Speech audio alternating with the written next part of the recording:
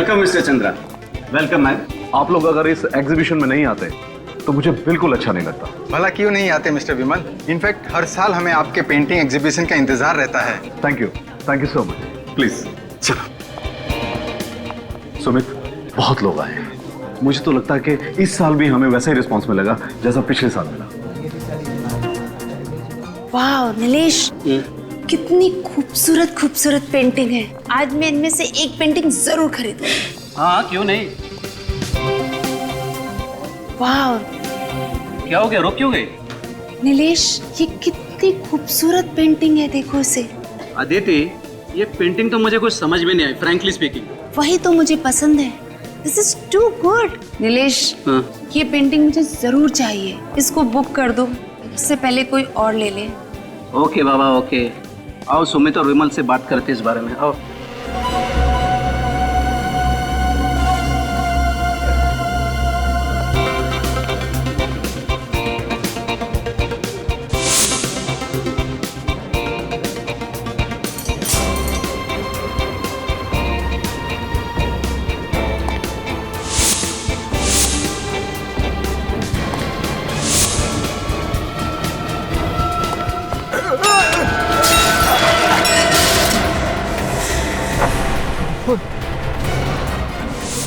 अरे इसे पोज देता हूँ जल्दी।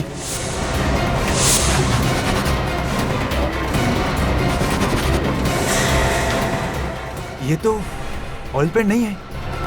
ऑयल पेंट होता तो निकलता नहीं। ओह माय गॉड, तुमने ये पेंटिंग खराब कर दी। ये कौन है?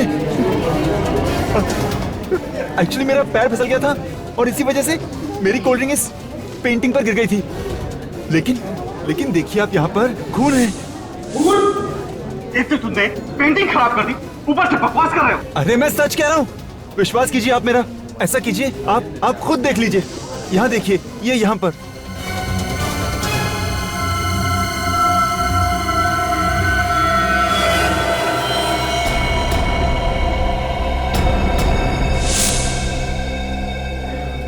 हाँ सुमित, ये ठीक कह रहा है। ये तो वाकई खून है। लेकिन पेंटिंग पे खून कहां से आया? मुझे तो समझ नहीं आ रहा। हमें सीआईडी को फौरन बुलाना पड़ेगा।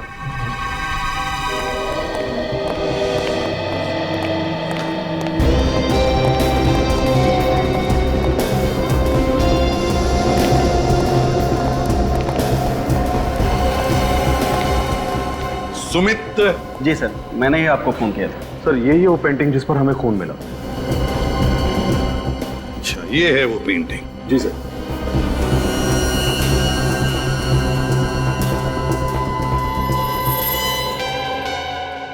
ये क्या है? पेंटिंग तो गीली है। सर इस पे कोल्ड ड्रिंक गिर गई थी, इसलिए गीली हो गई। Cold drink? कैसे हुआ ये सब?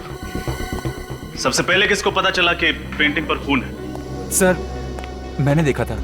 एक्चुअली मेरे हाथ से ही कोल्ड ड्रिंक पेंटिंग पर गिर गई थी। मैं हड़बड़ाहट में इसे साफ करने गया तो पता चला कि ऑयल पेंट नहीं, खून है। सुमित, ये पेंटिंग का एग्जीबिशन तुमने ही ऑर्गेनाइज किया है? सर हम दोनों ने। ये विमल है मेरे बिजनेस पार्टनर। हर साल हम लोग ये एग्जीबिशन ऑर्गेनाइज करते हैं। कितने सालों से बिजनेस का पार्टनरशिप है आपकी? सर 3 साल की। 3 साल की बिजनेस पार्टनरशिप है। अच्छा। सब बाकी सारे पेंटिंग्स पर पेंटर का नाम और उस पेंटिंग का दाम भी लिखा है, पर इस पेंटिंग पर ऐसा कुछ भी नहीं लिखा। पेंटिंग्स को एग्जीबिशन में डिस्प्ले करने से पहले आपने अच्छी तरह से जांच नहीं की? क्यों जांच नहीं की? क्यों नहीं की जांच? जब इतने बड़े एग्जीबिशन में सेलिब्रिटीज आने वाले थे, वीआईपीज आने वाले थे, हैं? इतनी लापरवाही? सर हमने खुद एक एक पेंटिंग चेक की थी। यहाँ पे जितनी भी पेंटिंग्स लगी हैं उन आर्टिस्ट की लिस्ट है हमारे पास। हाँ सर, हमने 40 पेंटिंग्स मंगवाई थी और सारी पेंटिंग्स अच्छे से जांच परख करने के बाद ही मेरे स्टाफ ने गोडाउन में रखी थी। हाँ, लेकिन ये वाली जो पेंटिंग है ये उसमें नहीं थी सर। रजत, जरूर पेंटिंग की अदला बदली हुई है। अदला बदली जरूर हुई है। सर हो सकता है इनके चेक करने के बाद जब इन्होंने गोडाउन भिजवाया पेंटिंग्स को, तो गोडाउन में किसी ने पेंटिंग बदल दी। हो सकता है। गोडाउन चेक करो, देखो अगर 40 पेंटिंग्स यहां पर है तो 41वां पेंटिंग गोडाउन में ही होना चाहिए। शायद उसी पेंटिंग के जगह पर ये खून वाली पेंटिंग लगाई है। पूर्वी, तुम भी जाओ। सर, वैसे तो मैं आर्ट के बारे में ज्यादा कुछ नहीं जानता, मगर ये पेंटिंग देख के तो कुछ भी समझ में नहीं आ रहा है। ये पेंटिंग है? हाँ फ्रेडी, ये पेंटिंग ही है। इस पेंटिंग को गौर से देखो। ये पेंटिंग बनाने में आर्टिस्ट ने अलग अलग तरीके इस्तेमाल किए हैं, अलग अलग तरीके से पेंट किया है। ये देखो, यहां लगता है कि पेंट छिड़का है, तो यहां देखो, यहां लगता है कि पेंट ऐसे फेंका है। ब्रश के स्ट्रोक्स भी हैं। इसे देखकर लगता है कि आर्टिस्ट का दिमाग अस्थिर था, अनस्टेबल। ये देखो, ये बच्चे का चेहरा, रोता हुआ बच्चा। इसका एक ही मतलब निकलता है फ्रेडी, जरूर इस आर्टिस्ट के बचपन में कोई बुरा हादसा हुआ होगा, जिसकी वजह से उसने खून से पेंटिंग बनाई, खून से। तुम्हारे यहाँ के पेंटिंग्स और पेंटर्स सबकी लिस्ट चाहिए हमें। Okay sir. हाँ, हमने पूरा गोडाउन चेक किया। हाँ, कोई पेंटिंग नहीं मिली। कोई पेंटिंग नहीं मिली? मतलब हमारा शक सही निकला, असली पेंटिंग गायब है। आपके और आपके स्टाफ के अलावा और किसी ने हाथ लगाया था इस पेंटिंग को? सर, हम किसी को भी हाथ नहीं लगाने देते। किसी को भी नहीं? जी नहीं। मेहमानों को भी नहीं? जी नहीं। काम करो, विमल और सुमित और उनके पूरे स्टाफ मेंबर्स, सबके उंगलियों के निशान ले लो। उंगलियों के निशान? वो किस लिए सर? रेडी, जिसने भी ये पेंटिंग यहां पर लगाई होगी उसकी उंगलियों के निशान तो आए ही होंगे इस पर, है ना? तो बस वो उंगलियों के निशान बाकी सारे लोगों की उंगलियों के निशान के साथ मैच करके देखेंगे, पता चल जाएगा। इसे फोरेंसिक लैब भेज दो। हाँ, चलो। और जैसे ही कुछ पता चले हम आपको बता देंगे।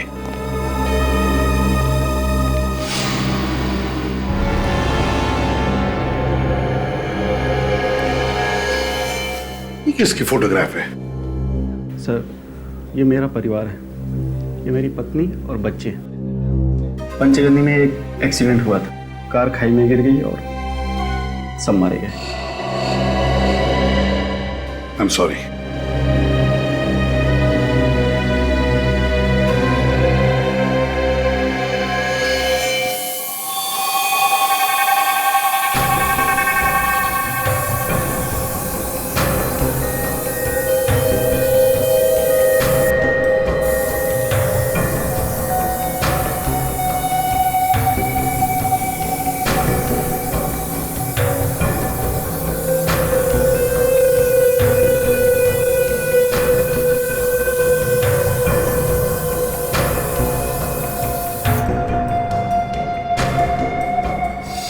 देखा बस, इसका मतलब वाकई ये पूरी की पूरी पेंटिंग खून से बनी हुई है, इंसान के खून से।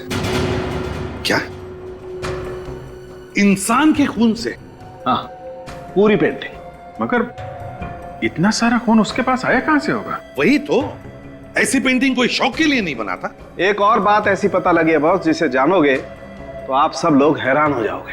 लेकिन क्या? ये जो पूरी पेंटिंग है, हाँ, ये जिस खून से बनी है वो किसी एक इंसान का खून नहीं। क्या? एक इंसान का नहीं? हाँ, हमने टेस्ट किया तो पता चला कि कम से कम 3 लोगों का खून मिला हुआ है इस पेंटिंग में। 3 लोगों का खून? हाँ बॉस, 3 अलग अलग ब्लड ग्रुप का खून है इस पेंटिंग में। My God. एक और बात यार साउंड के, तू सारी बातें एक साथ क्यों नहीं बताता? बताता। जो खून इस पेंटिंग में मिला है, उन तीनों खून में ड्रग थी। तीनों के ब्लड सैंपल में ड्रग मिला? कौन सा ड्रग साउंड के? एक कंपाउंड है जिसे कैमोबेल कहते हैं। कैमोबेल? अब ये कैमोबेल क्या चीज है? ये कैमोबेल अगर दिन में 2 बार लिया जाए तो 24 घंटे तक भूख नहीं लगती। और इस कैमोबेल का इस्तेमाल किस लिए किया जाता है? जिन लोगों को कम से कम समय में अपना ज्यादा से ज्यादा वजन घटाना होता है, वो लोग इस दवाई को लेते हैं। लेकिन ये दवाई आसानी से नहीं मिलती है। बहुत ही गिने चुने मेडिकल स्टोर पे दवाई मिलती है, वो भी डॉक्टर के प्रिस्क्राइब करने के बाद। ऐसा क्यों सर? वो इसलिए क्योंकि ये दवाई सेफ नहीं है, इसके साइड इफेक्ट्स हैं, इसलिए इसे खुलेआम बेचने पर पाबंदी लगा दी गई। मगर सर उन लोगों को ये ड्रग्स लेने की जरूरत क्या होगी?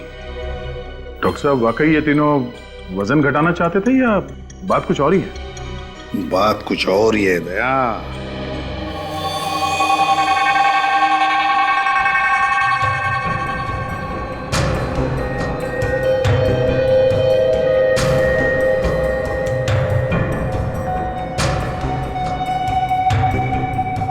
खून भरी पेंटिंग,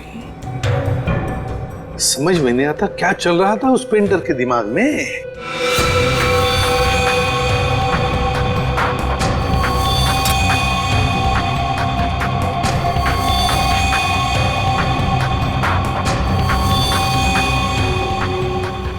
मुझे तो ये पेंटिंग बहुत अजीब लगती है।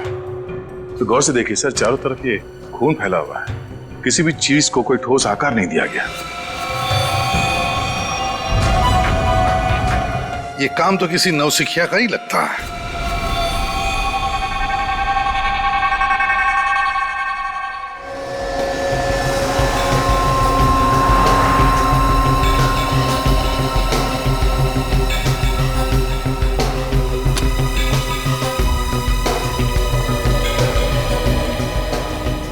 कहिए सर, आपको कौन सा साइज का फ्रेम दिखाऊं? अरे नहीं नहीं, हम लोग फ्रेम लेने नहीं आए, हम सीआईडी से। सीआईडी? बात क्या है सर?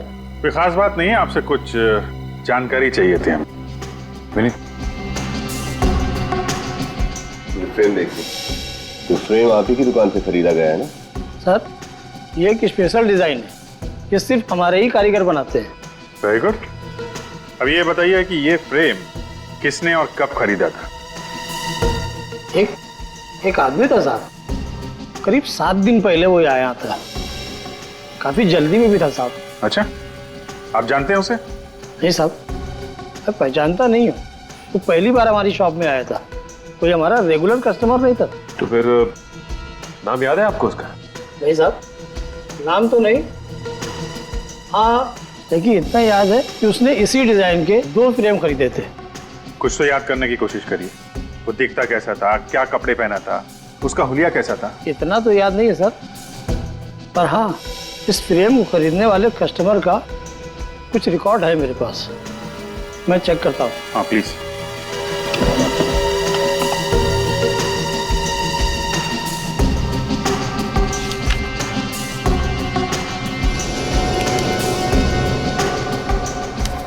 ये मिल गया सर, ये उस फ्रेम के बिल की कॉपी है।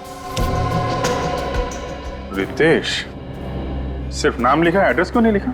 साहब, उसने कहा था कि फ्रेम तैयार हो जाने पर मैं उसको फोन कर दूं, वो खुद आकर यहाँ से फ्रेम ले जाएगा। तो फिर आपने उसका नंबर तो लिखा होगा ना कहीं पे? जी हाँ साहब, उसी बिल के पीछे है ना। अच्छा, ये उसी का नंबर है? ये उसी का। Thank you. अब पता चल जाएगा ये रितेश है कौन, जो खून से पेंटिंग बना रहा है।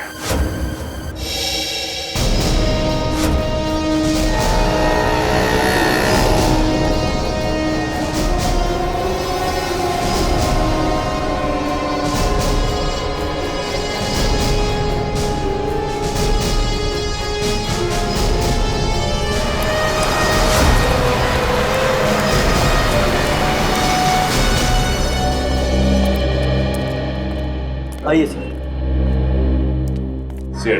सीआईडी? बोलो साहब, क्या चाहिए आपको? क्या मोबाइल? कैमोबेल? हमारी दुकान में ऐसी कोई दवाई नहीं मिलती साहब। ये कैमोबेल ड्रग का नाम सुनते ही आपके पसीने क्यों छूटने लगे? हैं? आप इतने हड़बड़ा क्यों गए? कौन घबरा रहा है साहब, मैं तो अपना काम कर रहा हूँ साहब। देख, सच बता दे वरना। मेरी मदद कीजिए साहब, मैं बहुत मुसीबत में हूँ। ये सब नाटक क्या कर रहे हो? सच सच बताओ, बात क्या है? सर, किसी ने मुझे धमकी दी थी सर, कैमोबेल का इंतजाम करने के लिए मुझे मजबूर किया गया था। मजबूर किया गया था? कैसी मजबूरी? उसने मुझे कहा था कि अगर मैं 2 दिन में कैमोबेल का इंतजाम नहीं करूंगा तो वो मेरे पूरे परिवार को मार देगा साहब। मैं बहुत डर गया था साहब, मैं बहुत डर गया था। अच्छा, ये इस आदमी का हुलिया तो याद है ना तुम्हें? है? नहीं बता सकता साहब, उसने मुझे सिर्फ फोन किया था। फोन नंबर है ना? मेरे मोबाइल में है सर, मैं अभी देख के बताता हूँ। साहब इसी नंबर से उसने फोन किया था, यही नंबर है सर। रेडी निखिल, इस नंबर का पता लगाओ, ये नंबर है किसका। इस आदमी का पकड़ा जाना बहुत जरूरी है। और एक बात, डर के जीने की जरूरत नहीं है, समझे? आइंदा ऐसा कोई फोन आए तो सीआईडी को इन्फॉर्म करना, ठीक है?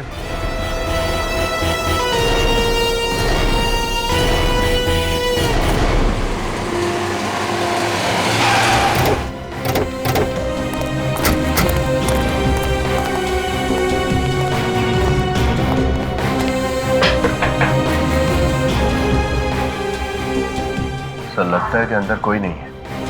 हमारे आने से पहले ही ये रितेश फरार हो गया लगता है। तोड़ दो दरवाजा।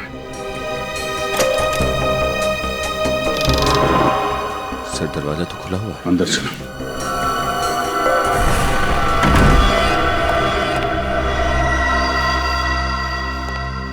घर का तो सारा सामान बिखरा पड़ा है सर। हाँ, लगता है यहाँ पे हाथापाई हुई है।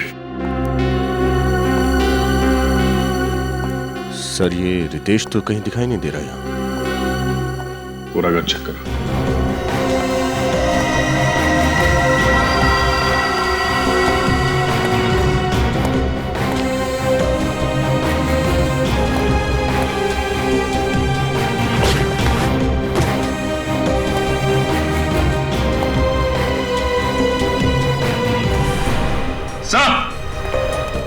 हाँ सर। सो ये देखिए, ये सारी की सारी पेंटिंग इस बिस्तर के नीचे छुपाई हुई थी। और सर ये पेंटिंग भी उसी पेंटिंग की तरह है, ये एग्जीबिशन में मिली थी हमें, लाल रंग की।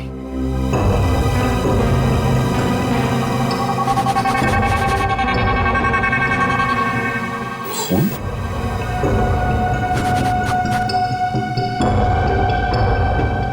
सारी पेंटिंग भी खून से बनाई गई।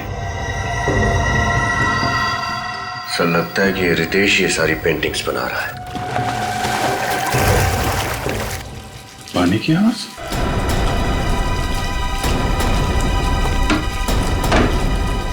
माय गॉड,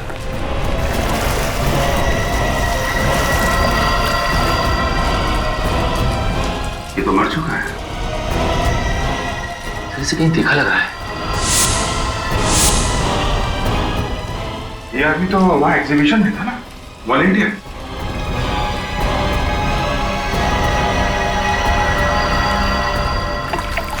तो ये देखिए, ये इसके हाथ पे ये हल्का हल्का सा निशान। सर हम तो सोच रहे थे कि सब कुछ इस रितेश ने किया है, लेकिन इसे भी किसी ने मार दिया।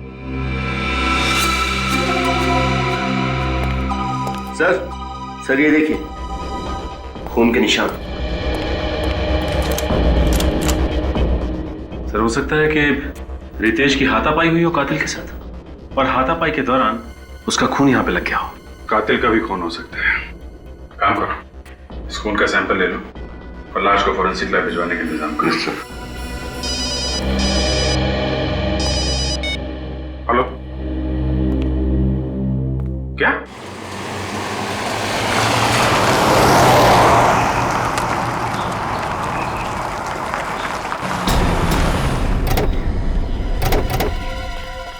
तब मैंने आप लोगों को फोन किया था, तब मैंने वो लाश देखी, बहुत भयानक लग रही है लाश। लाश कहाँ है? वहाँ है साहब, वो देखो। एक मिनट, आप यहीं रुकिए।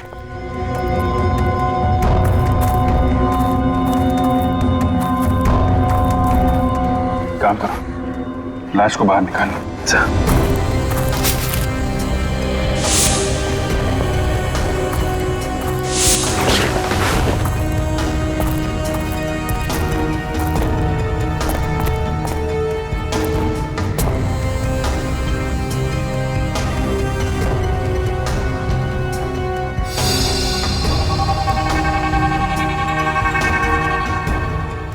सच में ये लाश तो बहुत बुरी कंडीशन है।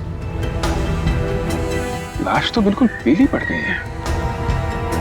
सर इसकी हालत देख के लगता है जैसे इसने काफी दिनों से कुछ खाया पिया नहीं था। शरीर पूरी तरह से सिकुड़ चुका है और सर लगता है इस लाश का चेहरा जानबूझकर बिगाड़ा गया है।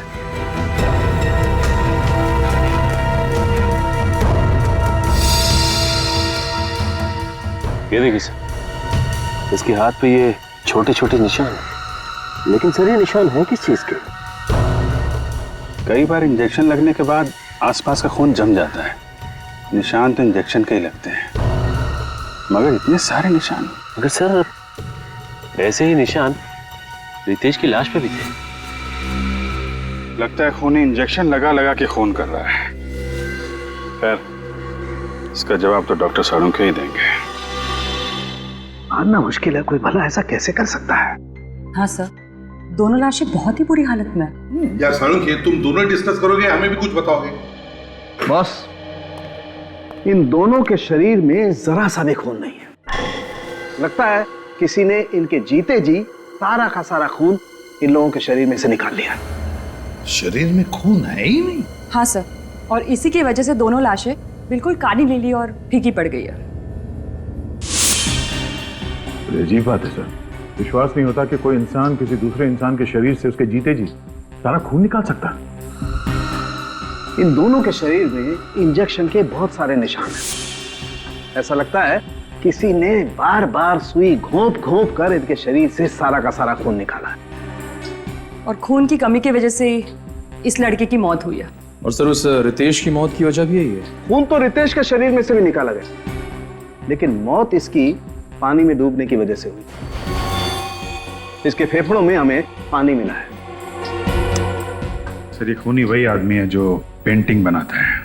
हाँ अभिजीत, ये एक ही आदमी का काम है, उसी का। एक बात और बॉस, रितेश के घर के दरवाजे पर जो खून का सैंपल मिला था वो खून रितेश का नहीं है। यानी वो खून किसी और का है? दया, वो खून उसी का है, उसी का जो रितेश का खून करने आया था।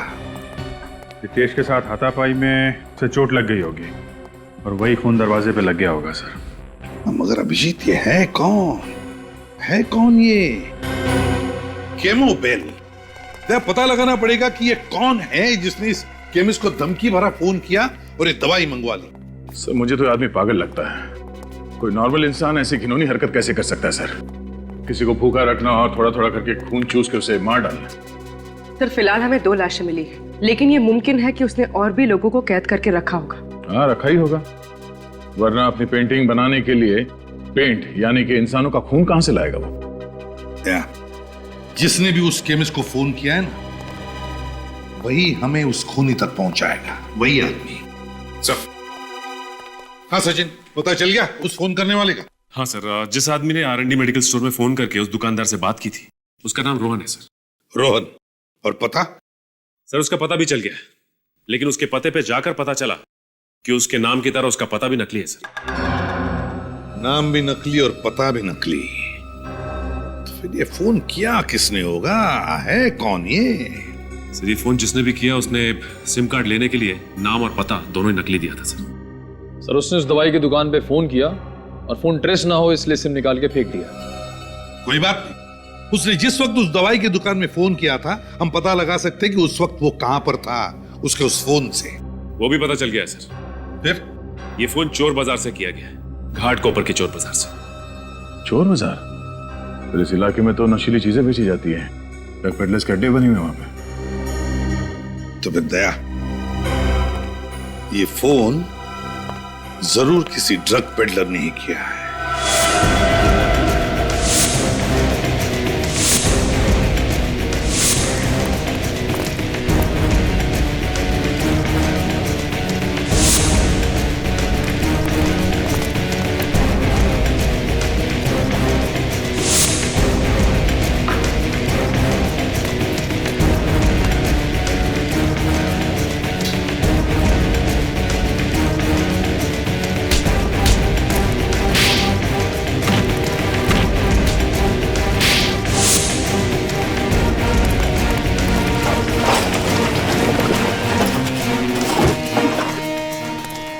ये ले, और सुन, किसी को बताने की जरूरत नहीं कि कहां से माल मिला। नहीं नहीं साहब, नहीं बोलिए।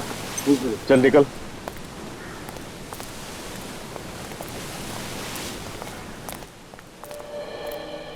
अरे भाई अपने को दवा मांगता है क्या मोबाइल मिलेगा क्या? अरे अपने पास ऐसी कोई दवाई नहीं है रे, अपन दवाई थोड़ी बेचते हैं। मना मत करना दोस्त, तुमको जितना पैसा चाहिए हम देने को तैयार है। अच्छा कितना देगा? अरे अपन तो चलती फिरती बैंक है, कितना मांगता है? ऐसा क्या? ये शाने, पहला पैसा बाद में माल। ठीक है पैसा दिखाएगा हम, लेकिन पहले माल एक हाथ ले और एक हाथ दे। चलते फिरते बैंक। अच्छा है, चलो मेरे साथ। एक मिनट। हाँ बोल पकिया। अरे ये सीआईडी है, बच गए। क्या? हाँ। तुम लोग यहाँ पे रुको, मैं माल लेके आता। हाँ इधर ही रुकने का।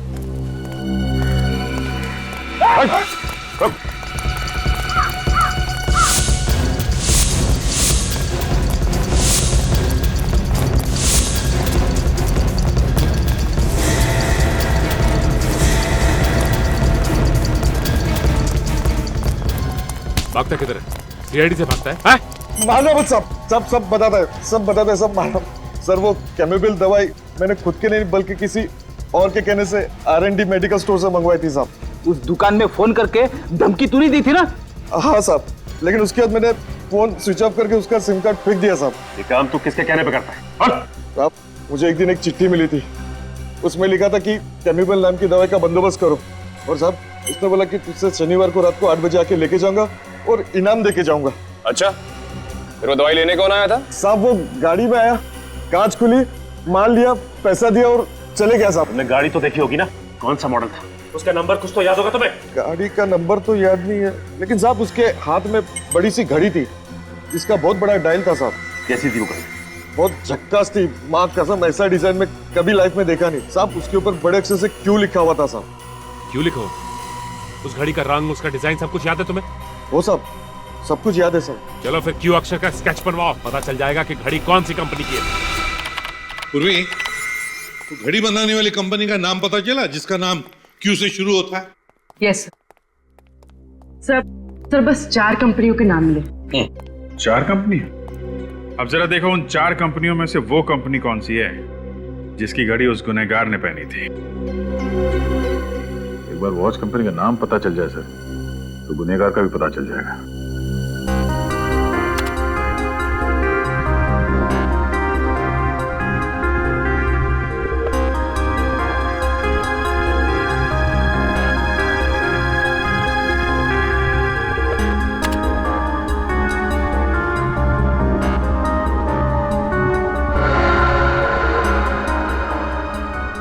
सब तो ये डिजाइन बिल्कुल इस डिजाइन जैसा। हाँ सर, ये क्यू का निशान तो बिल्कुल ऐसा ही है जैसा उस ड्रग पैडलर ने कहा था। कंपनी का नाम है क्वीनी। सर ये जर्मन ब्रांड है। अगर इस कंपनी ने हाल ही में अपने देश में ये घड़ियां बेचना शुरू किया है तो फिर इनकी दुकानें, इनके आउटलेट भी कम ही होंगे, है ना? और घड़ी भी काफी महंगी है सर। इतनी महंगी घड़ी है तो फिर सर खरीदने वाले लोग ज्यादा नहीं होंगे। हाँ, इस घड़ी की कंपनी की जितनी भी दुकानें हैं सब पे जाकर पता लगाना पड़ेगा कि किन किन लोगों ने घड़ी खरीदी थी और कब खरीदी थी। सर ये है क्वीनी वॉच कंपनी का ऑथोराइज आउटलेट। ठीक है चलो अंदर चल के देखते हैं क्या पता चलता है।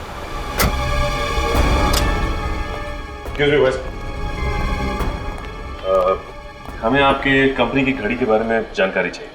कौन सी घड़ी? इस घड़ी को ध्यान से देखिए, ये आपकी कंपनी की घड़ी है ना? ये हमारी लिमिटेड एडिशन घड़ी के डिजाइन है। अब बात क्या है सर?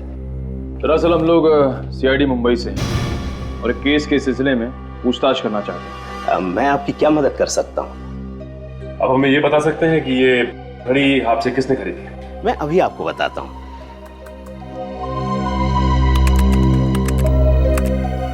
ये रही 6 लोगों की लिस्ट सर। ये शख्स कैसे हो सकता है? ये भला ऐसी साजिश क्यों रचेगा? इस साजिश के पीछे किसका हाथ है ये तो हमें पता चल चुका है, लेकिन साजिश के पीछे कारण क्या है ये इससे मिलने के बाद पता चल जाएगा। सर, ड्रग पैडलर से जिसने कैमोबेल नाम का ड्रग खरीदा था उसका पता चल गया है। कि कोई मेरे एग्जीबिशन इवेंट को खराब क्यों करना चाहेगा? हाँ वो तो मैं तुमसे बाद में बात करता हूँ। सर आप लोग कुछ पता चला ये किसकी हरकत है? भोला भाला बनने का नाटक कर रहा है। ये घड़ी पहचानते हैं आप? जी हाँ, 2 महीने पहले खरीदी थी मैंने ऐसी घड़ी। लेकिन आप ऐसा सवाल क्यों पूछ रहे हैं? क्योंकि हमें शक है कि उस खून भरी पेंटिंग में तुम्हारा हाथ है। क्या आप इस खून वाली पेंटिंग का इल्जाम मुझ पे लगा रहे हैं? जी हाँ, आप ही ने वो पेंटिंग बनाई और आप ही ने वो दूसरी पेंटिंग हटाकर खून वाली पेंटिंग एग्जीबिशन में रख दी। मैं भला ऐसा क्यों करूंगा? वो इसलिए कि तुमने सोचा बदनामी से डरकर तुम्हारा पार्टनर विमल अपना पेंटिंग का बिजनेस छोड़ देगा और वो सारा धंधा तुम्हारा हो जाएगा। आप मुझ पे ऐसा इल्जाम नहीं लगा सकते, ये सरासर झूठ है। तो फिर सच सच बताओ, घाटकोपर के ड्रग पेडलर राजू से तुमने केमोबेल नाम का ड्रग क्यों मंगवाया? कैसा ड्रग? कौन सा ड्रग पेडलर? आप क्या कहना चाहते हो? मेरी कुछ समझ में नहीं आ रहा। और हाँ, ये घड़ी मैंने अपने लिए नहीं खरीदी थी, ये मैंने अपने स्टाफ को गिफ्ट दी थी। खुद को बचाने के लिए अब एक नई कहानी। प्लीज आप मेरा विश्वास कीजिए, ये कोई कहानी नहीं है, सच है। तुम्हारे स्टाफ मेंबर का नाम और पता चाहिए हमें।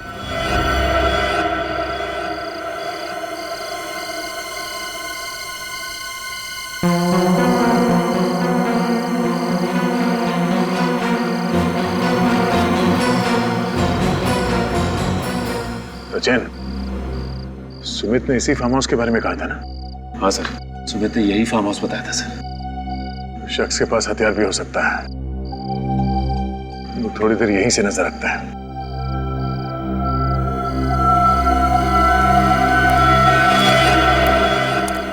कोई आ रहा है वहां से, पीछे।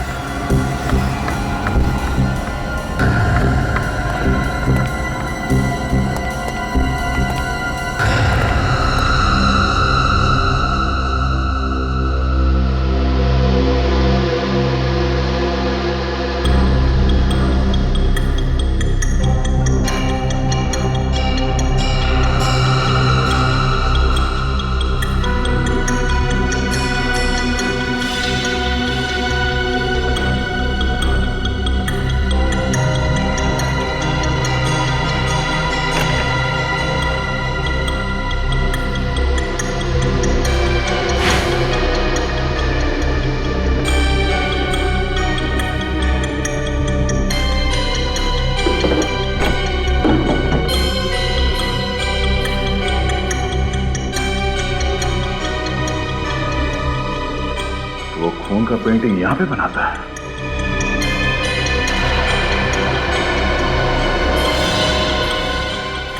ये क्या? सुमित की पत्नी और बेटा? दूसरा बेटा कहाँ है? जरा हाथ खोलो। ये दोनों तो बेहोश है सर। हाँ?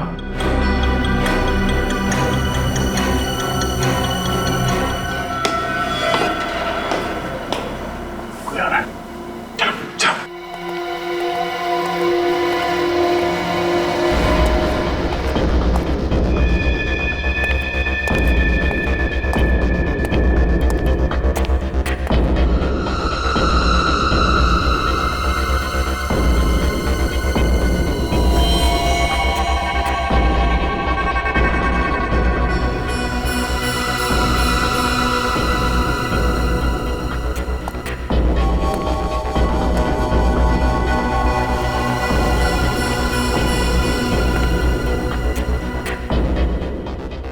सर सुमित जी तो कह रहे थे कि उनकी पत्नी और दोनों बच्चे एक्सीडेंट में मारे जा चुके हैं।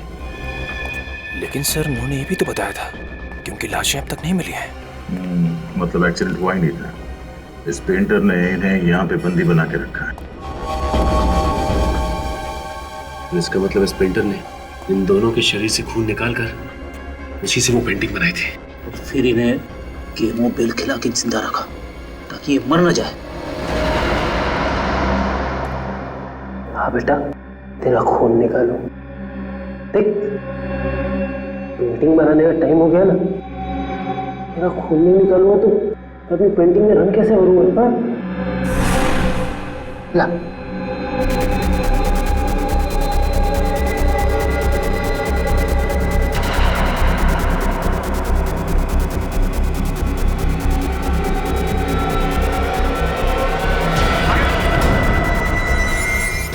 सर आप सर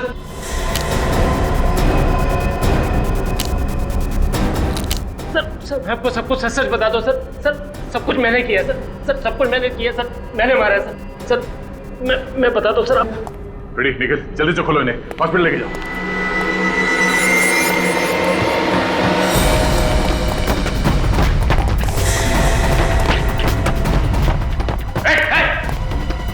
आगे मत आना, आगे मत आना। मैं मारूंगा अपने आपको। चाकू नीचे। पीछे जाओ, मैं मार रहा हूँ। ठीक है, इस बार छोड़ देते हैं हम लोग। अगर आइंदा ऐसा कुछ किया ना तो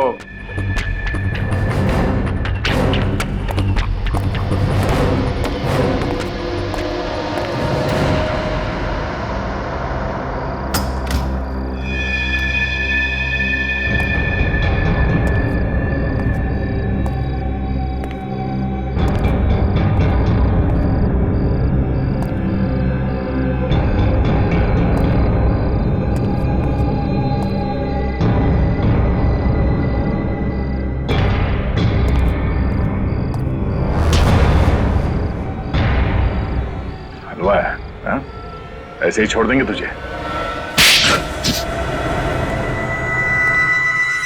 कोई सजा देनी है दे दो, अपने किए पे कोई अफसोस नहीं। मैं तो बहुत खुश हूँ। तुम खुश हो? सुमित जी की बीवी और 2 बच्चों का खून निकालकर उन्हें अधमरी हालत में रखा और बोलते हो खुश हो तुम? सुमित ने मेरे और मेरी परिवार के साथ जो जुल्म किया उसका क्या? क्या किया सुमित ने तुम्हारे परिवार के साथ? उसने मेरे पूरे परिवार को बर्बाद कर दिया, मार डाला उसने सबको, मुझे अनाथ कर दिया। ठीक से बताओ रघु, आखिर हुआ क्या था और कब हुआ था? बात आज से 12 साल पुरानी। तब हम लोग बहुत गरीब हुआ करते थे। मेरे बाबूजी ने सुमित से कुछ पैसे उधार मांगे थे मेरी बीमार माँ के इलाज के लिए। बाबूजी समय से कर्ज लौटा नहीं पाए, तो उन्होंने मोहलत मांगी। मोहलत की एवज में सुमित ने मेरे बाबूजी से गुलामों की तरह दिन रात काम करवाया। और जब इतने से भी उसका दिल नहीं भरा तो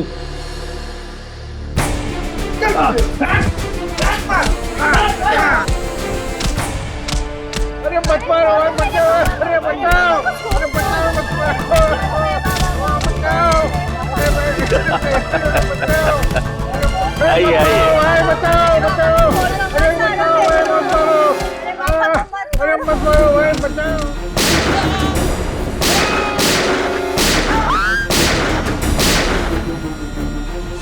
तो इसलिए तुम सुमित जी से बदला लेना चाहते थे?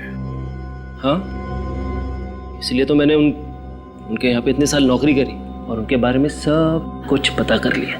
सुमित जी तुम पे भरोसा करते रहे और तुमने उनके भरोसे का फायदा उठाकर उनकी पत्नी और दोनों बच्चों को अगवा कर लिया। हाँ, और उसके बाद मैंने उनको किडनैप कर लिया, उनकी गाड़ी को खाई में धकेल दिया।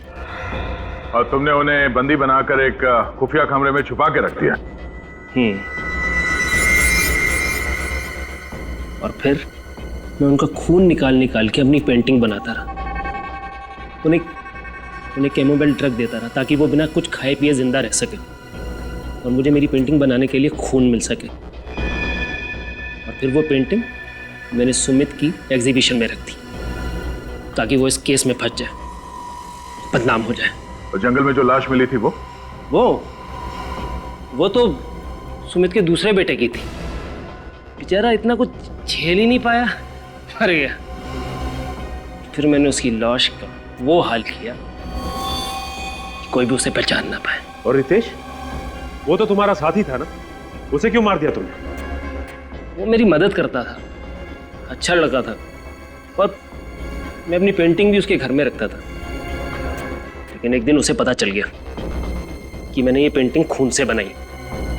वो मुझे धमकी देने लगा कि वो अपने बॉस को जाके सब कुछ सच सच बता देगा। तो आप बताइए ना कि मतलब ऐसे तो उसका क्या फायदा? हाँ? फिर उसके बाद मैंने उसे भी मार दिया। सर, इसकी दिमागी हालत कुछ ठीक नहीं लगती। हाँ दया, इसे इलाज की जरूरत है। रघु, सुमित को तो उसके किए की सजा मिलेगी ही मिलेगी, पर तुमने भी एक बहुत घिनौना जुर्म किया है और कोर्ट तुम्हें कभी माफ नहीं करेगा।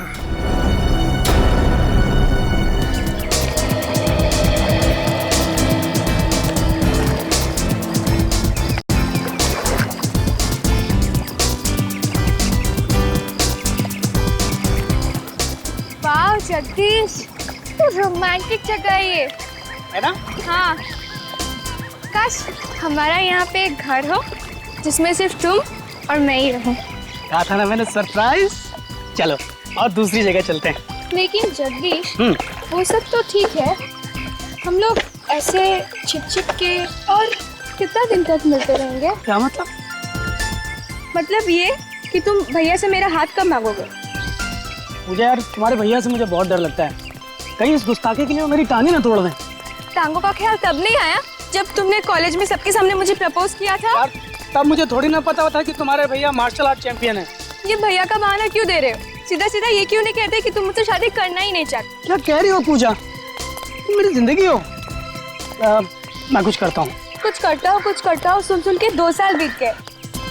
कहीं ऐसा तो नहीं तुम मुझे धोखा दे रहे हो? क्या कह रही हो पूजा? सही कह रही हूँ मैं, तुम्हारी जिंदगी में कोई और है, इसीलिए तुम ये सब कर रहे हो। पूजा, पूजा, अरे मेरी जिंदगी में कोई और होता तो मैं उसके साथ आता यार। पूजा, देखो तुमने अगर मेरी बात नहीं मानी ना तो मैं इस तालाब में।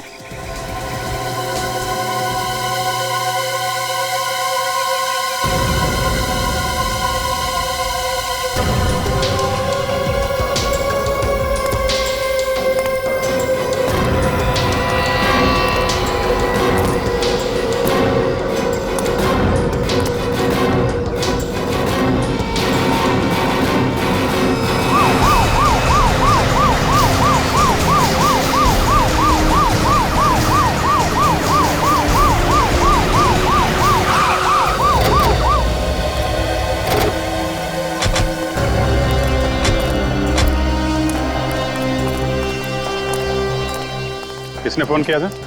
सब मैंने किया था। कहाँ पे है लाश? वो रही लाश।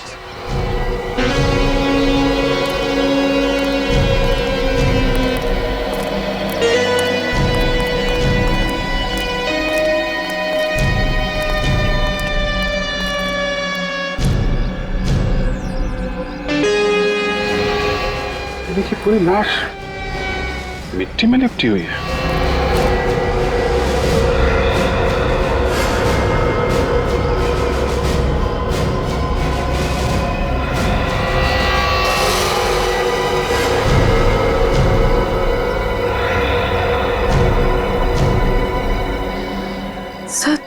सर ये तो चॉकलेट है। क्या? चॉकलेट?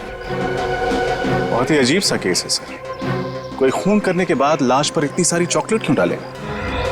नहीं तो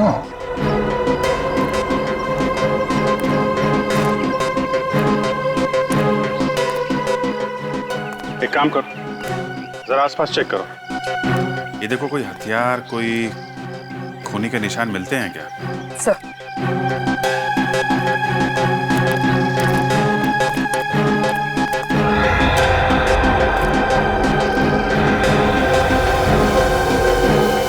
चॉकलेट? ये सारी चॉकलेट आई कहां से होगी? पूरी बॉडी ढकी हुई है, यहाँ तक कि चेहरा भी नहीं दिख रहा है। सर, इस तरह तो हम ये भी नहीं देख पाएंगे कि बॉडी पर चोट या जख्म के निशान कहां पर है। सर, मैं बॉडी को धुलवाने का इंतजाम करूं? नहीं नहीं रखा। चॉकलेट के साथ साथ कोई सबूत न धुल जाए। ये काम डॉक्टर सालुंके के ऊपर ही डाल देते हैं, वही अच्छा रहेगा। सर, आसपास अच्छी तरह से देख लिया, ना ही कोई हथियार मिला और ना ही खून के निशान। नहीं सर, वहां भी कुछ नहीं मिला। मतलब खून कहीं और किया गया है और लाश यहाँ पे लाके डाल दी।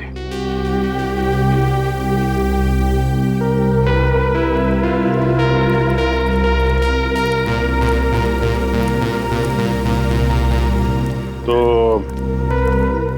आप इन्हें यहाँ पे शादी के लिए प्रपोज करने के लिए लाए थे? Yes sir. यही जगह मिली थी आपको? क्या मतलब सर? मतलब ऐसे काम के लिए लोग अक्सर कैंडल डिनर पे जाते हैं, किसी रोमांटिक खूबसूरत यादगार जगह पे जाते हैं, और आप यहाँ? ये जगह सर मुझे अच्छी लगती है। अच्छी जगह लगती है? कहीं ऐसा तो नहीं कि इस लाश के बारे में आपको पता था इसलिए आप यहाँ पर आए? सर ये आप क्या कह रहे हैं? जगदीश का इस लाश से कोई लेना देना नहीं है। लेना देना हो सकता है मैडम। हो सकता है जगदीश ने ये लाश यहाँ रखी हो, उसके बाद तुम्हें यहाँ बुलाने का ड्रामा किया और उसके बाद सीआईडी को बुलाया हो ताकि किसी को इस पर शक ना हो। नहीं सर, मैंने ऐसा कुछ भी नहीं किया सर। बल्कि सर मुझे ये तक पता नहीं कि ये लाश है किस लड़के की सर। ठीक है, आप अपना एड्रेस और नंबर हमें लिखा दीजिए। विनीत, नंबर ले लो इनका। एक बार लाश फॉरेंसिक लैब पहुंच जाए तो पता चल जाएगा कि लाश है किसकी।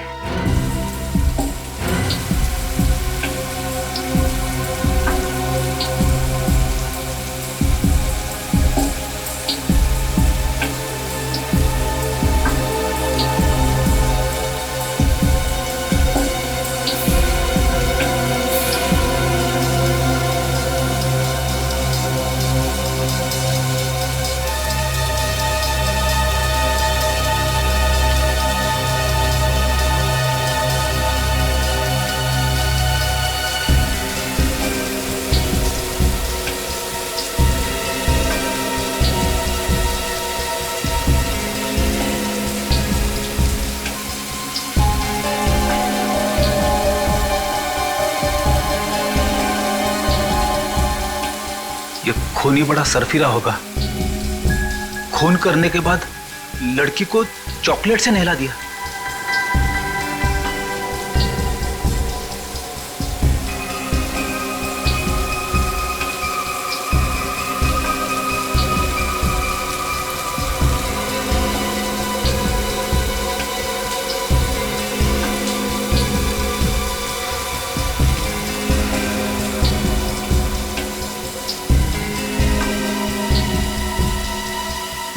बॉस, बॉडी क्लीन तो हो गई है, अब इसे चेक करने के लिए टेबल पे ले लेते हैं।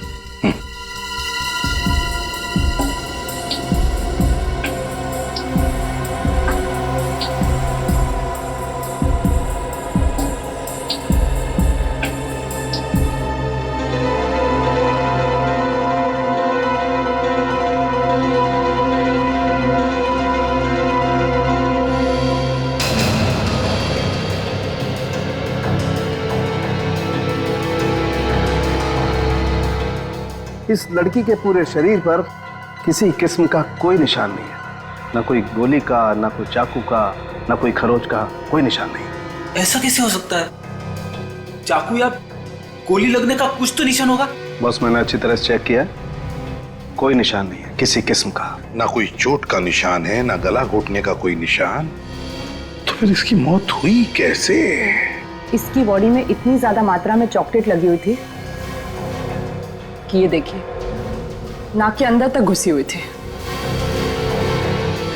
चॉकलेट नाक के अंदर घुस गई?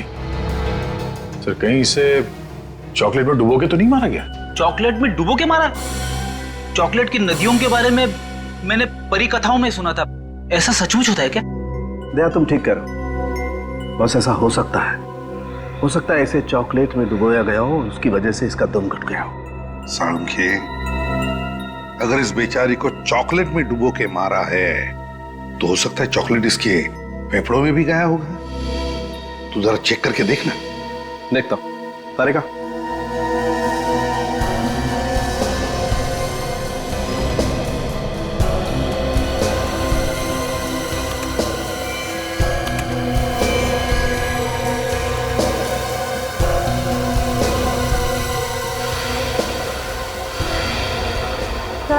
अंदाजा बिल्कुल सही निकला। इसके फेफड़े पूरी तरह से चॉकलेट से भरे हुए हैं। मतलब खूनी ने इस केस में चॉकलेट को अपना हथियार बनाया? हाँ, चॉकलेट को हथियार बनाया। चॉकलेट में डुबो के मारा है उस लड़की को, चॉकलेट में डुबो के। लेकिन एक बात सोचो रजत, एक 5 फुट 3 इंच लड़की को चॉकलेट में डुबो के मारने के लिए कितना सारा चॉकलेट लगेगा? कितना? काफी ज्यादा मात्रा से। इतनी चॉकलेट होगी वहां जितनी कोई आम आदमी अपने घर पर तो नहीं रख सकता। एग्जैक्टली। ये खून घर पर नहीं हुआ है, किसी ऐसी जगह पे हुआ है जहां पर बहुत सा चॉकलेट का स्टॉक रखा जाता है। मतलब सर किसी बेकरी या चॉकलेट की दुकान में? नहीं पूर्वी, किसी बेकरी या चॉकलेट की दुकान नहीं हो सकती। मैंने कहा ना, किसी ऐसी जगह जहां पर चॉकलेट का बहुत सारा स्टॉक रखा जाता है। कोई गोडाउन या फिर किसी चॉकलेट की फैक्ट्री में। चॉकलेट की फैक्ट्री में? हाँ फ्रेडी, चॉकलेट की फैक्ट्री में। चॉकलेट की फैक्ट्री में बड़ी बड़ी मशीनें होती है चॉकलेट पिघलाने के लिए। चॉकलेट पिघलाने के लिए। ये देखो, ये है चॉकलेट पिघलाने की मशीन, और ऐसे ही मशीन में उस लड़की को डुबो के मारा है। मगर सर, शहर में तो कई सारी चॉकलेट की फैक्ट्रियां हैं, तो इस लड़की को जिस फैक्ट्री में मारा है वहां तक पहुंचेंगे कैसे? उस चॉकलेट के जरिए। अगर हमें यह पता चल जाए कि वो लड़की जिस चॉकलेट में डूब के मरी थी वो किस किस्म की चॉकलेट थी, तो हम सिर्फ उन चॉकलेट फैक्ट्रीज को टारगेट कर सकते हैं जहां पे उस किस्म की चॉकलेट बनाई जाती है। बिल्कुल सही कहा दया, बिल्कुल सही। बस उस लड़की को किस किस्म के चॉकलेट में डुबो के मारा है, ये तो अब एक चॉकलेट एक्सपर्ट ही बताएगा।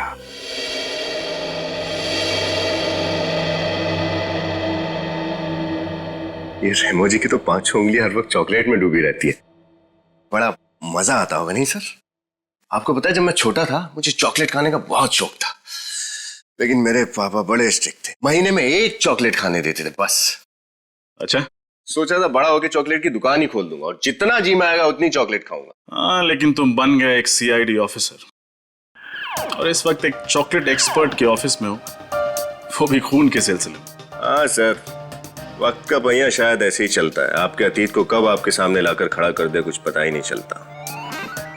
एक मिनट, थोड़ा भारी हो गया भाई। तुम्हारी चॉकलेट स्टोरी क्या है? Chocolate story? हाँ, अभी विनीत ने अपनी चॉकलेट स्टोरी सुनाई ना। तुम तो लड़की हो, तो तुम्हारी तो कोई स्टोरी होगी। सर, एक बार मुझे मेरे कॉलेज में चॉकलेट डे पर किसने 2000 चॉकलेट्स दी थी और मुझे चॉकलेट क्वीन बना दिया था। 2000 चॉकलेट्स? भाई, तब तो कोई स्पेशल फ्रेंड होगा। सर, मेरी तरफ से तो दोस्त था, पर उसकी तरफ से दिल टूट गया होगा बेचारे का। हाँ, वो सब तो ठीक है सर। आपकी चॉकलेट स्टोरी क्या है? एक सेकंड, रेमो जी आ गए, मेरी चॉकलेट स्टोरी बाद में। सॉरी, आप लोगों को ज्यादा इंतजार तो नहीं करना पड़ा? जी बिल्कुल नहीं। आपने उस चॉकलेट को टेस्ट कर लिया? यस, ये चॉकलेट गुयाना में पाए जाने वाले बीन से बनी हुई है। गुयाना में? वहां तो बहुत अच्छी क्वालिटी की चॉकलेट बीन्स मिलती हैं। राइट। हाँ, एक बात और, इस चॉकलेट में मुझे मिंट और सेफ्रॉन भी मिला है, जिसे चॉकलेट में डालने के लिए अच्छे खासे पैसे खर्च करने पड़ते हैं। फिर तो ऐसी चॉकलेट्स हर फैक्ट्री में नहीं बनती होंगी, 2-4 फैक्ट्रीज ही होंगे। बिल्कुल सही, ऐसी कंपनी ज्यादा नहीं है। जितनी भी हैं उनकी लिस्ट मिल सकती है? श्योर।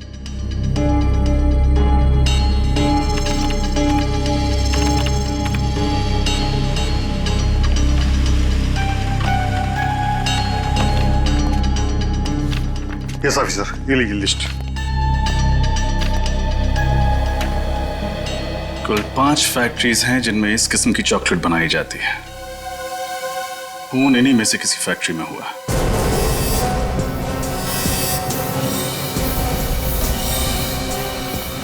सब बाकी की 4 चॉकलेट फैक्ट्रीज तो देख ली, अब बस ये आखिरी वाली बची। हर्षा चॉकलेट फैक्ट्री, शायद खून यहीं पे हुआ हो। आप लोग? हम लोग सीआईडी से हैं। सीआईडी? क्या बात है सर? बात तो थोड़ी सीरियस है। आप जरा ये चॉकलेट के सैंपल देखिए। ये आपकी कंपनी का है?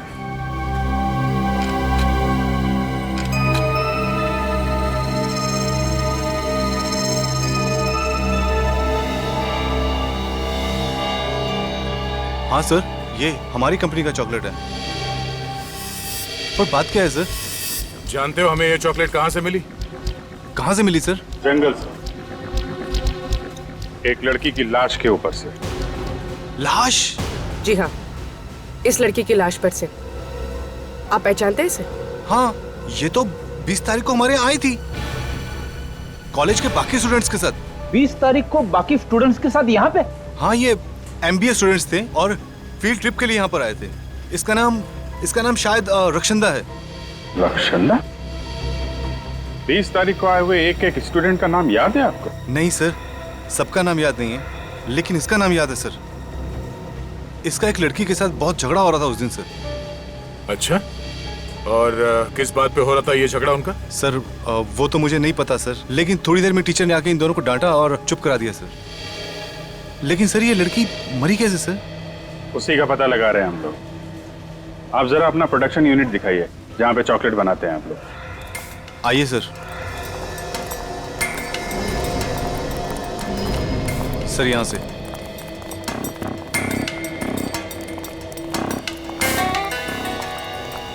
सर ये है। तो इसमें आप लोग अपनी चॉकलेट पिघलाते हैं? जी हाँ सर, इसका वजन 400 किलो है और इसे स्पेशली स्विट्जरलैंड से मंगाया गया सर। रेडी? चेक कर लो। सुरेश, मैंने तुमसे कितनी बार कहा है कि इंस्पेक्शन करते वक्त यहाँ पे किसी को मत लाया करो। CID की गिनती हर किसी में नहीं होती मिस्टर। सर ये मिस्टर कुणाल हैं, इंस्पेक्शन ऑफिसर हैं सर। ये यहाँ पर जांच पड़ताल करने आए सर। CID चॉकलेट की तहकीकात कब से करने लगी? तब से जब से लाशों को चॉकलेट मिक्सर में डुबोने का फैशन शुरू हो गया। चॉकलेट मिक्सर में लाश? हाँ। गुड आफ्टरनून ऑफिसर, मैं यश कुमार, इस कंपनी का मालिक। मिस्टर यश, हमें शक है कि आपकी इस फैक्ट्री में एक लड़की का खून किया गया है और जब तक ये केस सॉल्व नहीं हो जाता आपकी फैक्ट्री बंद करनी पड़ेगी। व्हाट? लेकिन ऑफिसर, इससे मुझे लाखों का नुकसान हो जाएगा। आपके लाखों के नुकसान से ज्यादा इस लड़की की जान की कीमत है, समझे? पहचानते हैं इसे? नहीं तो कौन है ये? सर ये JKF MBA कॉलेज की स्टूडेंट है सर। सर आपको याद होगा, 20 तारीख को हमारे यहाँ आई थी फील्ड ट्रिप के लिए। हाँ, लेकिन उस दिन तो मैं शायद जल्दी निकल गया था। कहाँ गए थे आप? दरअसल जयपुर में एक चॉकलेट फैक्ट्री खोलने की सोच रहा हूँ, उसी सिलसिले में जयपुर निकल गया था। ये देखिए सर, मुझे क्या मिला है? चॉकलेट के मिक्सर में से लड़की के बालों का गुच्छा।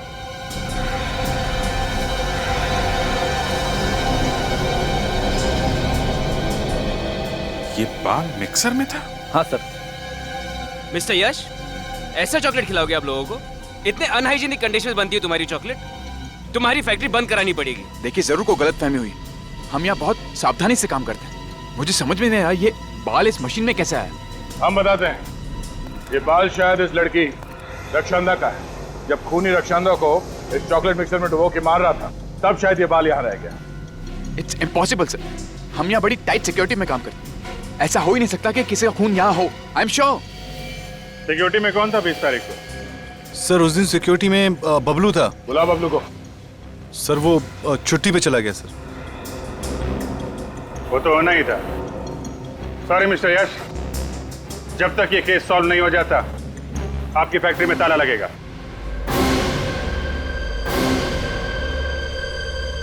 सर जिस दिन रक्षंदा का खून हुआ उस दिन से गार्ड छुट्टी पे है सर। उसका मोबाइल फोन स्विच ऑफ आ रहा है और घर पे ताला लगा है। मुझे तो लगता है इस रक्षंदा के खून के साथ उस चॉकलेट फैक्ट्री के सिक्योरिटी गार्ड का कोई ना कोई संबंध जरूर है। मगर सर, रक्षंदा की एक सिक्योरिटी गार्ड से क्या दुश्मनी हो सकती है? फ्रेडी, रक्षंदा अक्सर उस चॉकलेट फैक्ट्री में जाया करती थी अपने मैनेजमेंट स्टडीज के प्रोजेक्ट रिपोर्ट के सिलसिले में। महीने में 1-2 बार तो जाती थी। तो हो सकता है उस दौरान उस सिक्योरिटी गार्ड के साथ उसकी कोई अनबन हुई होगी। हाँ सर, और शायद ये भी हो सकता है कि असली खूनी कोई और हो और ये गार्ड उसकी मदद कर रहा हो रक्षंदा को मिक्सर में डालने में और फिर उसकी लाश को जंगल में उस तालाब के किनारे फेंकने में। सर, डॉक्टर सालुंके की रिपोर्ट आ गई है। जो बाल हमें उस चॉकलेट मिक्सर में मिला था वो रक्षंदा का ही है। तो इसका मतलब है रक्षंदा का खून उस हर्षा चॉकलेट फैक्ट्री में ही हुआ है।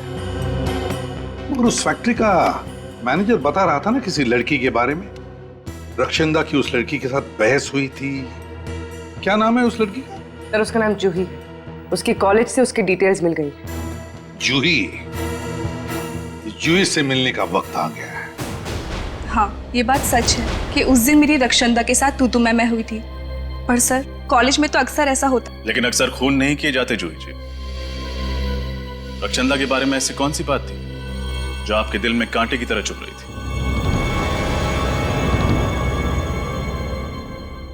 यश। यश? कौन यश? वही हर्षा चॉकलेट फैक्ट्री का मालिक। यश कुमार? लेकिन उसका आप दोनों के झगड़े से क्या लेने देना? सर वही तो सारे झगड़े की जड़ था। उसने मुझसे प्यार के वादे किए, साथ जीने मरने की कस्में खाई, पर फिर एक दिन मुझे पता चला कि वो मेरे पीठ पीछे रक्षंदा को लव लेटर्स भेज रहा है। मतलब ये खून प्यार के चक्कर में हुआ है? मुझे नहीं पता सर, मैं तो उस दिन भी सिर्फ रक्षंदा को यश की सच्चाई बताना चाहती थी, पर वो अचानक मुझे ही खरी खोटी सुनाने लगी। और इसलिए तुमने उसको रास्ते से हटा दिया ताकि तुम्हारे और यश के बीच की दीवार गिर जाए। नहीं, मैंने रक्षंदा को नहीं मारा सर। जिस इंसान ने मेरा दिल तोड़ा, मेरे विश्वास के साथ खेला, भला उस इंसान के लिए मैं किसी का मर्डर क्यों करूंगी? और एक रक्षंदा को मार भी दूं तो कल 10 रक्षंदा आके खड़ी हो जाएंगी, तो क्या मैं उन सबको मारती फिरूंगी? अगर यश रक्षंदा को जानता था तो उस दिन उसने कुछ बोला क्यों नहीं? कुछ तो है जो वो हमसे छुपा रहा है। मुझे तो यह समझ में नहीं आता कि प्यार जैसी खूबसूरत चीज के लिए कोई किसी का खून कैसे कर सकता है। प्यार का मतलब तो होता है कविताएं, लाल गुलाब के फूल, चॉकलेट। और उसी चॉकलेट से खून हो गया रक्षंदा का, वो भी यश जिससे वो प्यार करती थी उसी की फैक्ट्री में। और सर यश एक साथ 2 लड़कियों को धोखा दे रहा था, रक्षंदा को भी और जूही को भी। धोखा सिर्फ उन दोनों को ही नहीं, हमें भी दिया है। चॉकलेट फैक्ट्री में मुंह पे ताला लगा के खड़ा था, भनक तक नहीं लगने दी उसने कि रक्षंदा उसकी दोस्त थी। सर, अरे इस यश ने एयरलाइंस वालों को भी धोखा दिया था सर। एयरलाइंस को भी? हाँ सर, उसने हमसे कहा था कि वो 20 तारीख को शहर में था ही नहीं, जयपुर गया था। मगर एयरलाइंस वालों को कहना है कि उसने बोर्डिंग पास तो लिया था मगर वो प्लेन में चढ़ा ही नहीं। बोर्डिंग पास लिया मगर प्लेन में बैठा ही नहीं? तो कहीं ये रक्षंदा को मारने के प्लान का हिस्सा तो नहीं था? सच क्या है साफ साफ बता दो। सीआईडी से दूसरी बार झूठ बोला तो बहुत बुरा हाल होगा तुम्हारा। नहीं सर, मैं इस बार सब सच बताता हूं आपको। बता। वो सर रक्षंदा ही मेरी गर्लफ्रेंड थी, और जब मेरे घर वालों को ये मालूम पड़ा तो उन्होंने इस रिश्ते से बिल्कुल इनकार कर दिया। और इसीलिए ताकि मैं रक्षंदा के साथ कुछ अच्छा समय गुजार सकूं, मैंने अपने पापा से झूठ बोला कि मैं बाहर जा रहा हूं, जयपुर जा रहा हूं किसी बिजनेस के सिलसिले में। वो टिकट तुमने अपने घर वालों की आंखों में धूल झोंकने के लिए खरीदी थी? हाँ सर। रक्षंदा से प्यार करते थे और घर वालों के सामने उसका हाथ थामने की हिम्मत नहीं थी तुम, हैं? सर मैंने आपसे कहा ना, मेरे घर वाले इस रिश्ते को बिल्कुल मंजूर नहीं कर रहे थे, और मेरे पापा ने मुझे चेतावनी दी थी कि अगर मैं रक्षंदा को इस घर की बहू बनाकर लेकर आया तो वो मुझे अपनी जायदाद से बेदखल कर देंगे सर। अच्छा, जब रक्षंदा का खून हुआ उस वक्त तुम कहाँ थे? उस वक्त हाँ सर, उस वक्त मैं रॉकेट डिस्को में पार्टी कर रहा था सर, और रक्षंदा भी वहीं आने वाली थी। हम लोग शाम को मिलने वाले थे, लेकिन रक्षंदा आई नहीं। और मुझे नहीं मालूम था कि मेरी फैक्ट्री में रक्षंदा का तुम रक्षंदा से प्यार करते थे तो फिर ये जूही का जो चक्कर है ये सब क्या था? सर जूही सिर्फ मेरा अतीत है। मैं उससे बहुत प्यार करता था और मैंने उससे प्रपोज भी किया था, लेकिन उसने मेरा प्यार ठुकरा दिया था। फिर मुझे रक्षंदा से प्यार हो गया, लेकिन जूही ये सब देखकर जलने लगी सर। उसे हम दोनों की खुशी देखी नहीं जा रही थी सर। यहां तक कि उसने मुझे यह भी कहा था कि मैं रक्षंदा का साथ छोड़ दूं, लेकिन मैंने बिल्कुल साफ मना कर दिया सर। क्या लगता है तुम्हें रक्षंदा के खून में जूही का हाथ हो सकता है? हाँ सर, बिल्कुल सर। बड़ी नकचड़ी लड़की है वो। उसने मुझे धमकी भी दी थी कि जो चीज उसकी नहीं हो पाती वो किसी और की भी नहीं होने देती सर। सर आप बिल्कुल ठीक कह रहे हैं सर।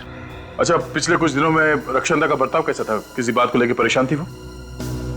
हाँ सर, वो श्रम को लेकर काफी परेशान तो थी वो। श्रम? ये श्रम क्या है? एक एनजीओ सर, जो कैंसर से पीड़ित मरीजों की सेवा करता है और उनके इलाज में उनकी मदद करता है सर। श्रम एनजीओ?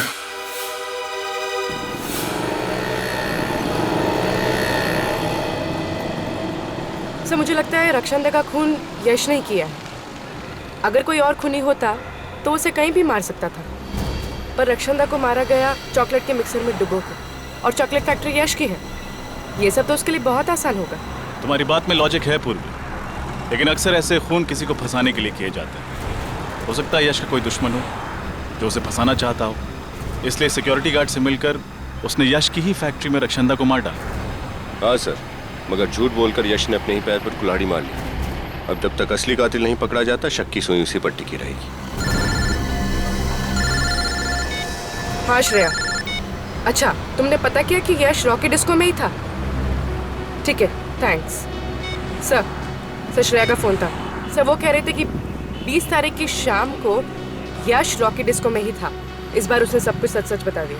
उसने तो हमें यह भी बताया था ना कि रक्षंदा श्रम नाम की एनजीओ को लेकर परेशान रहने लगी थी। Yes sir. तो हो सकता है कि रक्षंदा की मौत की वजह श्रम एनजीओ से ही जुड़ी हुई हो। क्या रक्षंदा का खून हो गया? मगर क्यों? खून क्यों हुआ और किसने किया, उसी की जड़ तक पहुंचने की कोशिश कर रहे हैं हम लोग। रक्षंदा बहुत प्यारी बच्ची थी, औरों को दुख को तो वो अपना दुख समझती थी। किसी से कोई लड़ाई या झगड़ा था उसका? बिल्कुल नहीं। पर हमें पता चला है कि कुछ दिनों से वो इस एनजीओ को लेकर काफी परेशान थी। तो आपको तो इस परेशानी की वजह पता होगी ही ना? आप सब जानते हैं हमारी एनजीओ जो है कैंसर के मरीजों के इलाज में योगदान देती है।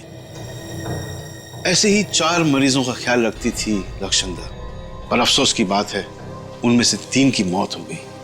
बस इसलिए वो उदास रहती थी, मायूस रहती थी। 3 मरीजों की मौत हो गई, चौथा मरीज कौन है? लज्जो। लज्जो? सर ये लज्जो तो अपने घर पर मिली नहीं। उसका पड़ोसी बता रहा था ना कि मार्केट गई है। थोड़ी देर वेट कर लेते हैं। तब तक सर खीरा खाएंगे? खीरा? हाँ सर। ले आओ, चल ले आओ। सेहत के लिए तो अच्छी चीज है ही है।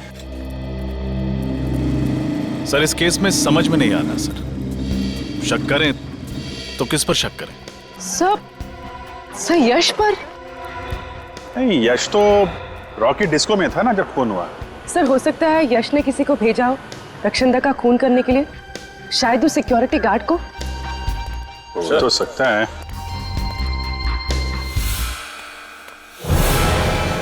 लज्जो?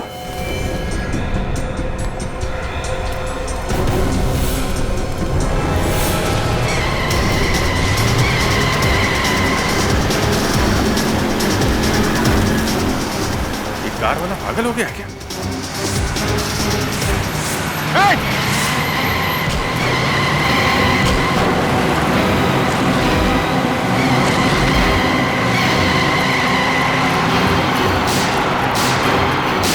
HAPX 939। Excuse me, please. Sir सांस चल रही है सर। हाँ चल रही, एम्बुलेंस को फोन करो जल्दी। सर ये आखिरी कड़ी है जो हमें उस खूनी तक पहुंचा सकती है। वो जो एनजीओ है श्रम, जहाँ के 4 पेशेंट्स का रक्षंदा ध्यान रखती थी ना, उन 4 पेशेंट्स की डिटेल निकालो। HAPX 939। जानबूझ के उड़ाया लज्जो को, दया जानबूझकर उड़ाया। खूनी जानता था कि हम लज्जो से मिलने जाने वाले थे, और इससे पहले कि हम उसके पास जाएं, उसने लज्जो को उड़ा दिया गाड़ी से। मतलब सर ये लज्जो खूनी को जानती है? उसका जरूर कुछ ना कुछ संबंध तो था इस केस से। वो कुछ ऐसा जानती थी जिससे खूनी की जान को खतरा हो सकता था। सर लज्जो की हालत कैसी है? सर डॉक्टर से जान तो बचा लिए, मगर फिलहाल वो बेहोश है और कह रहे हैं कि कुछ भी कहा नहीं जा सकता। उसे अकेले तो नहीं छोड़ा है ना? नहीं सर। इस बेचारी को गाड़ी से उड़ाया उसने, गाड़ी से उड़ाया और गायब हो गया। लेकिन कहां छुप कर बैठेगा, कहां छुप कर बैठेगा ये इसे तो हम पाताल से भी ढूंढ कर निकालेंगे, पाताल से भी। सर मैं उस एनजीओ से आ रहा हूँ, श्रम से, जिससे रक्षंदा जुड़ी हुई थी। कुछ सुराग मिला? कुछ बहुत ही इंटरेस्टिंग बातें पता चली सर। क्या? सर ये चारों स्किन कैंसर के पेशेंट के घर आसपास थे, उसी शांति नगर इलाके में जहां हर्षा चॉकलेट फैक्ट्री है। क्या सर, ये हेदर स्नोडेन तो बहुत ही रैर बीमारी है सर। हजारों लोगों में से किसी एक इंसान को बीमारी होती है, मगर इस शांति नगर जैसे छोटे से इलाके में 4 लोगों को ये बीमारी थी। सर उससे भी ज्यादा हैरानी की बात यह है कि इनमें से जो तीसरी मरीज थी इंदु, उसकी 1 महीने पहले मौत हो गई, ऐसे ही एक रोड एक्सीडेंट में। नहीं नहीं नहीं नहीं रजत, वो एक्सीडेंट नहीं, इंदु का भी खून हुआ है, खून। मगर सर वो बेचारे तो वैसे ही उस बीमारी से पीड़ित थे, उन्हें मार के किसी को क्या मिलता? रेडी, लगता है ये बीमारी इस खूनी के गले का फंदा बन गई है। और एक बात सर, इन चारों मरीजों के इलाज का खर्चा टायरो नाम की एक केमिकल कंपनी उठा रही थी। टायरो नाम की केमिकल कंपनी? कहीं ये चारों उस कंपनी में काम तो नहीं करते थे? नहीं फेडी, इन चारों का उस कंपनी से कोई लेना देना नहीं था। तो फिर क्यों ये टायरो कंपनी इन चारों मरीजों का इलाज कर रही है? क्यों? एड्रेस क्या है इस टायरो कंपनी का? सर टायरो कंपनी भी शांति नगर में ही है। ओह, ये तो बहुत ही तगड़ा इत्तेफाक है सर। चारों मरीज शांति नगर में, चॉकलेट फैक्ट्री शांति नगर में, और तो और ये टायरो कंपनी भी शांति नगर में ही है। वही तो, शांति नगर, शांति नगर। नालायक, 80,000 रुपए पर मंथ सैलरी पर तुम्हें इसलिए नहीं रखा है कि तुम सीआईडी को मेरा पता बताओ। इन्हें कुछ खिला पिला करके केस वहीं पे क्यों नहीं दबा दिया? कोशिश तो बहुत की आपके मैनेजर ने हमें खिलाने पिलाने की, पर क्या करें, बेईमानी की चॉकलेट सीआईडी को हजम नहीं होती। चॉकलेट और टॉफी तो बच्चे खाते हैं सर, हम तो आपको दौलत की शराब में नहलाना चाहते हैं। 1 मिनट।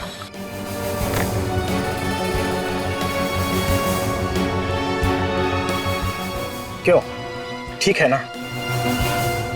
अब तो हमारी दोस्ती पक्की? हाँ बिल्कुल।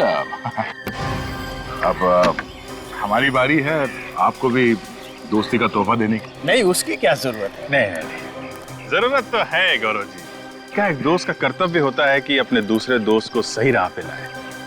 अब आपने हमें दोस्त बोल दिया है तो तोहफा तो लेना ही पड़ेगा। दया जी, हाँ चलिए चलिए आइए।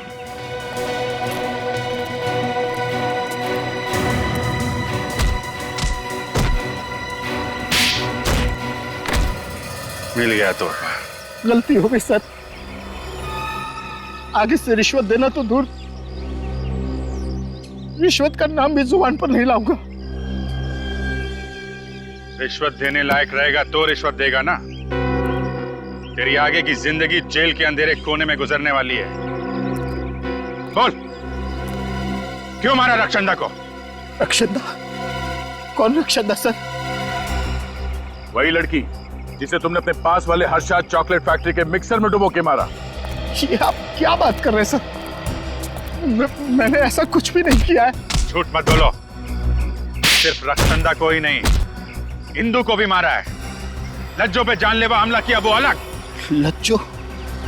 इंदु? कसम से सर, ये नाम तो मैं आज पहली बार सुन रहा हूँ। इन लोगों का नाम नहीं सुना तुमने? तो फिर तुम्हारी कंपनी इन लोगों के स्किन कैंसर के इलाज का खर्चा क्यों उठा रही? सर दरअसल मेरी फैक्ट्री से जो कचरा और वेस्ट मटेरियल निकलता है वो पर्यावरण के लिए हानिकारक है सर। उससे आसपास के लोगों को स्किन कैंसर हो जाता है। तो हम उसी वक्त समझ गए थे जब शांति नगर में 4 लोगों को ऐसी बीमारी हो गई थी। तुम्हारी फैक्ट्री के वेस्ट से इतने लोग बीमार हो रहे हैं, ताला कैसे नहीं लगा तुम्हारी फैक्ट्री में अभी तक?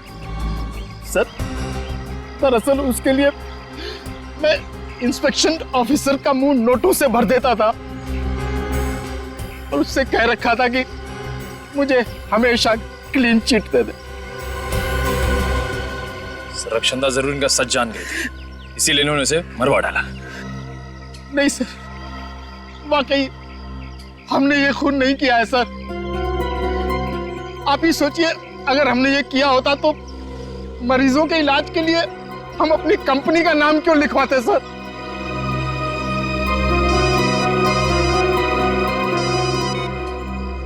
आजा चल। लज्जो पे हमला करने वाले पकड़े गए? एक्सीलेंट। खूनी का नाम बताया उन्होंने? ओह, वो खूनी है।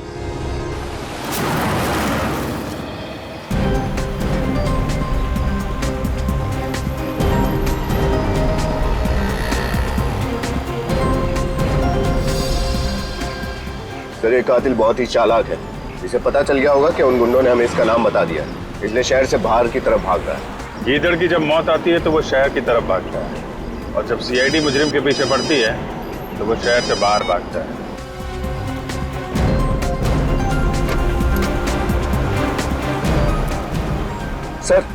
सर कुणाल का फोन हमसे 100 मीटर की दूरी पर है बस। इस गाड़ी में तो नहीं है?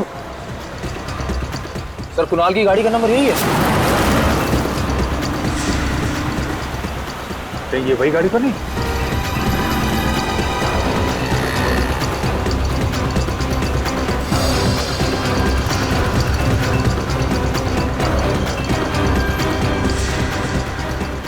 सीआईडी की गाड़ी? कहीं ये मेरा पीछा तो नहीं कर रही?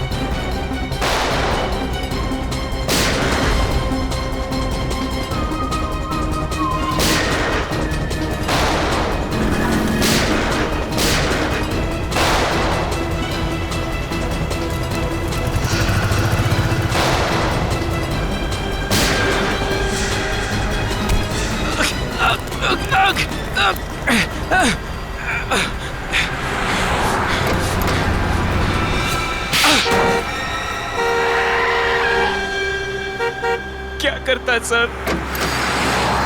रक्षंदा मेरी असलियत जान चुकी थी कि मैं रिश्वत लेके केमिकल कंपनी को क्लीन चिट देता हूँ।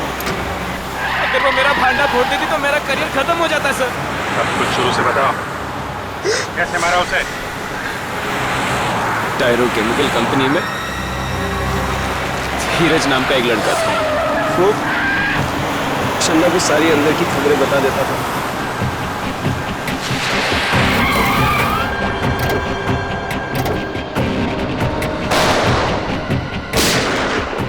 मुझे ये बात पता चली तो मैंने धीरज को धमकी दिया। क्या हुआ? क्या बात कर रहा था वो लड़की से? कौन सी? बाहर वो लड़की से क्या बात कर रहा था तू? कौन सी लड़की साहब?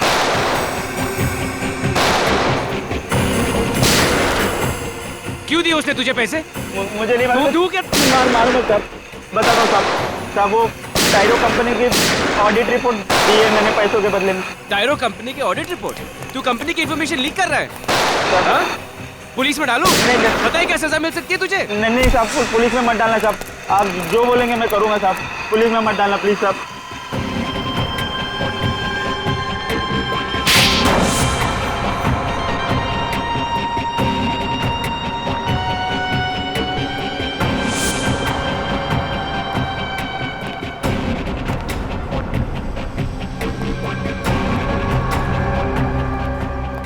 किसका इंतजार हो रहा है यहाँ? तुम? धीरज का? तुमसे मतलब? धीरज तो सिर्फ एक मोहरा था, असली खिलाड़ी तो मैं हूं। तुम्हें मैंने ही यहाँ बुलाया। शर्म आनी चाहिए तुम्हें मिस्टर कुणाल। अपने काम को ईमानदारी से अंजाम देने के बजाय तुम कुछ पैसों के लिए अपना जमीर बेच रहे हो। तुझ जैसे बेवकूफ ईमानदारों की कमी नहीं है इस दुनिया में। मुझे तो गर्व है कि मेरी गिनती तुम जैसे लोगों में शामिल नहीं है। तुम्हारा खेल खत्म हो चुका है। मैं सबके सामने तुम्हारा भांडा फोड़ दूंगी, दुनिया के सामने बता दूंगी कि तुम्हारी वजह से मासूम लोग कैंसर से मर रहे हैं। मेरा भांडा तब फोड़ेगी ना जब यहाँ से बच निकलेगी।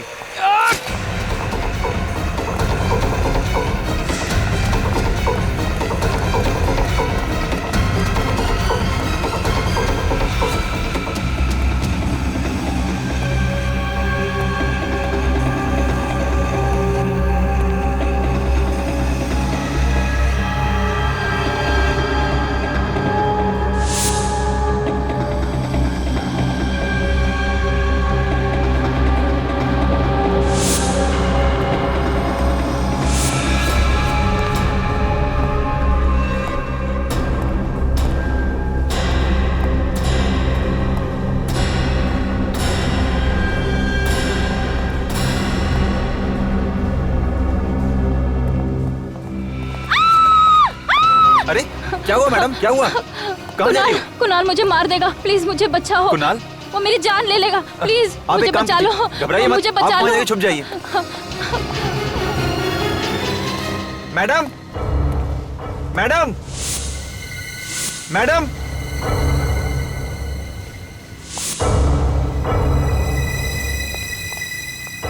देखिए मैडम, आप डरिए मत, कुणाल सर चले गए हैं, मैं आपको छोड़ देता हूँ घर। डरिए मत, कुणाल सर चले गए हैं, मैं आपको छोड़ देता हूँ, चलिए। तुम यहाँ? तुम्हें क्या लगा तुम बच जाओगी? कुणाल,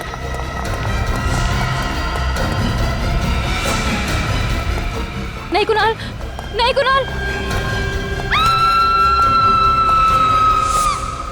रक्षंदा की लाश को ठिकाने लगाने के लिए मैंने सिक्योरिटी गार्ड को कुछ पैसे दिए। जैसे हम उसकी लाश तालाब में फेंकने वाले थे, पुलिस की पेट्रोल वैन वहां पे आ गई, तो इसलिए हमने लाश को वहां पे फेंक दिया और भाग गए।